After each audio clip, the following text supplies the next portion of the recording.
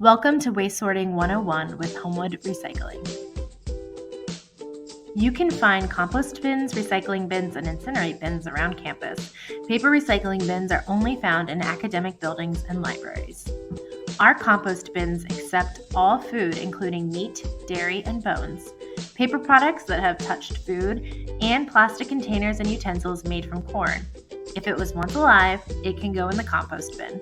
All campus-prepared food and beverages are served in compostable containers and cups. The only exception to this are the sushi containers. Our recycling bins accept aluminum products, which can be recycled an infinite amount of times. They also accept glass bottles and numbers 1 and 2 plastics, which are typically bottles and jugs. To avoid contaminating the recycling stream, please do not throw food or paper products that have touched food, such as coffee cups, into the recycling bins. Paper bins can only be found in academic buildings and the library. In the residence halls, you can put paper in the green recycling bins along with bottles and cans. Please throw candy wrappers, plastics that are not numbers 1, 2, or 7, and all other trash that cannot be composted or recycled into the incinerate bin. When in doubt, throw it out.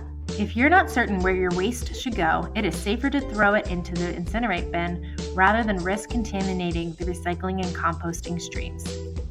If you have any questions about this video or waste management on the Homewood campus, feel free to DM us on Instagram at Homewood Recycling or email us at recycling@jhu.edu. We would love to speak with you.